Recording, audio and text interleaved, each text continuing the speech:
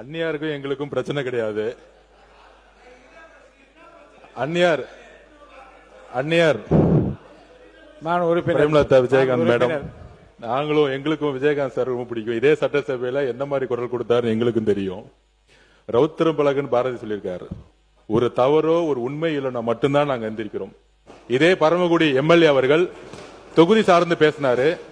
நாங்க இதே இடத்துல அறிவிச்சோம், ஒலிம்பிக் உடைய அகாடமி இன்டர்நேஷனல் ஸ்டாண்டர்ட் லெவல்ல திமுக உடைய எம்எல்ஏ இருக்கக்கூடிய பரமக்குடியில வருதுன்னு சொன்னோம். அப்ப ஒரு உண்மைக்கு மாறான தகவல் சொல்லும் பொழுது நாங்க எந்திரிக்கிறோம். மாண்புமிகு பேரவைத் தலைவர்கள் சொன்னார், ஒரு உதாரணம் சொன்னார், நாங்க ஒரு உதாரணம் சொல்றோம். எதிர்கட்சி என்பது தீக்குச்சி மாதிரி, அத அழகா கேஸ பத்த வச்சு பால் வச்சா நாங்க அமைதியா இருப்போம். நீங்க கேஸ புடுங்கி விட்டு பத்த வச்சுனா வெடிக்கும். நாங்க வெடிக்கக்கூடிய இடத்துல அப்படி இருக்கிறோம். சோ நல்ல கருத்துகளையும் நீங்க சொல்ற மாதிரி மேடம் மேடம் மேடம் மேடம் ஒரே ஒரு நிமிஷம் மேடம் மேடம் நீங்களே ஒரு நிமிஷம் பேசி முடிச்சிடறேன். அந்நியார் அவர்களுக்கு எங்களுக்கு கோரிக்கை என்னன்னா, இன்னையிலிருந்து ஒரு நோட் எடுத்துக்கோங்க. திமுக பேசும்போது ஏதோ ஒரு இடத்துல அரசையோ முதலமைச்சரையோ இல்ல எங்களுடைய கொள்கையிலையோ தவறுன்னு சொன்னா மட்டும்தான், இந்த பாருங்க இப்ப கூட கத்துறாங்க பாத்தீங்களா, நீங்க சொல்லணும்ல, இப்ப நீங்க சொல்லணும்ல, திமுக ஏன் கத்துறாங்கன்னு கேட்கல.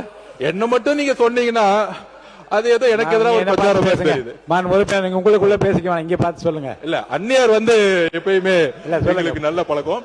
அதனால அந்நியார்களுக்கு என்ன சொல்லுதுன்னா, எதிர்கட்சிகள் குறைகளையும் பிரச்சனைகளையும் சொல்லட்டும், நாங்கள் பதில் சொல்றோம். ஆனால் 100 நாள் வந்த ஆட்சியை முதலமைச்சர் குறித்தோ இல்ல அமைச்சர்கள் குறித்தோ இல்ல தவறான எங்களோட கொள்கை தவறான இருக்கிற மாதிரி ஒரு போலி பிரச்சாரம் செய்யும் பொழுது நாங்க எந்திரிக்கிறோம். அதுதான். அப்ப நாங்க என்ன கேக்குறோம்னா, நாங்க ஒரு பதில் கேட்கிறோம். ஆனா நாங்க பேசும்போது அவங்க பதில் கொடுக்க மாட்டேங்கிறாங்க. இப்ப கூட பாருங்க, எதிர்கட்சி தலைவர்கிட்ட ஒரு கேள்வின்னு சொல்ற உடனே எல்லாரும் எந்திரிக்கிறாங்க. அதுதான் பிரச்சனை. சட்டத்துறை அமைச்சர் போதுமா? சட்டத்துறை அமைச்சர் உட்காருங்க. பேரவைத் தலைவர் சட்டத்துறை அமைச்சர் நம்முடைய சகோதரி பேசுங்க. அக்கா அவர்களுக்கு எல்லாருக்கும் சேர்த்து என்னன்னா, எல்லா விஷயத்திற்கும் ஒரு ட்ரிகரிங் பாயிண்ட் இருக்கு. ஏன்னா எல்லா விஷயத்துக்கும் ஒரு ட்ரிகரிங் பாயிண்ட் இருக்கு. எந்த விஷயம் அதை ட்ரிகர் பண்ணி அதை பேச வைக்கிறதுன்னு இருக்கு. இப்ப மாண்புமிகு உறுப்பினர் அவர்கள் பேசிட்டு இருக்க சொன்னார், அதாவது அறிவாலயத்தை வெள்ளை அடிக்கணும், வாடகைக்கணும். இது நான் வெளியில பொதுவாக ஒரு மேடையில் பேசிய விஷயம். அதை இங்கே அவர் குறிப்பிடும் பொழுது அதற்கு பதில் சொல்ல வேண்டிய கட்டாயத்தில் நாங்க இருக்கிறோம். ஏன்னா இங்க அதை நாங்க என்ன சொன்ன, வெளியில பொதுக்கூட்டத்தில் பேசும் பொழுது முரசொலி ட்ரஸ்ட் ஒரு தனி நபருக்குரியது, ஒரு தனி குடும்பத்திற்குரியது. அந்த முரசொலி ட்ரஸ்டில் இருப்பவர்கள் அதை வாடகைக்கு விட்டு வருமானத்தில் பிழைத்துக் கொண்டிருக்கிறார்கள் அப்படின்னு வெளியில பேசி அவர் இங்கே குறிப்பிடும் பொழுது அதற்கு பதில் சொல்ல வேண்டிய கட்டாயத்தில் இருக்கிறோம். அந்த மாதிரி வார்த்தைகளை அவர் தவிர்த்துக்கிட்டால் கண்டிப்பா இது மாதிரியான வாக்குவாதம் வராது. அக்கா அவர்களுக்கு ஒரு பணிவான விஷயம் என்னன்னா, கேப்டன் விஜயகாந்த் அவர்கள் எதிர்க்கட்சி தலைவராக இருக்க போது அவர் எப்பவுமே நிதானமாக, அமைதியாக, நேர்மையாக இருக்கக்கூடியவர். எங்களுக்கு எல்லாருக்கும் ரொம்ப பிடிக்கும். அவர் ஒரு விஷயத்துல ட்ரிகர் ஆகி அவர் சீண்டப்பட்டு அவர் எவ்வளவு கோவப்பட்டார்னு எல்லாருக்குமே தெரியும். ஏன்னா அவையில எதை பேசினால் அவர்கள் சீண்டுவார்களோ அது மாதிரி விஷயங்களை பேசும்பொழுது அது பதில் சொல்ல வேண்டிய கட்டாயத்தில் இருக்கும். இப்ப தேவையில்லாம அவர் பேசுறப்ப அது கட்டாயத்தில் இருக்கும்.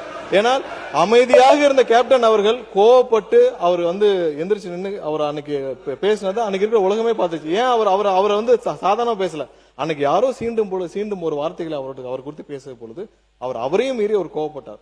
ஏன்னா எப்பயுமே ஒரு லிமிட்டோட என்ன பேசணும் அது பேசாமல் இன்னைக்கு அறிவாலயத்தை வாடகைக்கு நாங்கள் அதெல்லாம் நான் வெளியில பேசின விஷயம், பொதுக்கூட்டத்தில் பேசின விஷயம். பொதுக்கூட்டத்தில் முரசொலி ட்ரஸ்ட் யாருடையது, முரசொலி ட்ரஸ்ட் ஒரு குடும்பத்துடையது, இதெல்லாம் பொதுக்கூட்டத்தில் பேசினது. அதை பேசும் பொழுது நானும் இங்க அதுக்கு பதில் சொல்ல வேண்டிய கட்டாயம் இருக்கும். அது பதில் சொல்லும் பட்சம் இது வேற திசையை நோக்கி போகிறது. மானிய கோரிக்கை சம்பந்தமாக விவாதிப்போம் என்பதை கேட்டுக்கொண்டு திசை மாற்றுவது, இப்ப அவங்களுக்கு பதில் இல்லை என்றுக்காக திசை மாற்ற நினைக்கலாம். அதெல்லாம் திசை மாற்றுக்கல. நாங்கள் ஆக்கப்பூர்வமாக என்ன சொல்லணுமோ அதை ஆக்கப்பூர்வமா சொல்ல ஆசைப்படுகிறோம். அதனாலதான் நீங்க அறிவிப்புகளை நீங்க முதல்ல சொல்லுனீங்க. அறிவிப்புகளை சொன்ன பிறகு ஆக்கப்பூர்வமான விவாதத்துக்கு போகணும். ஏன்னா அதனால அறிவிப்புகளை முன்னாடி சொல்லுனீங்க. சோ அதனால ஆக்கப்பூர்வ விவாதத்துக்குள்ள செல்ல விரும்புகிறோம்.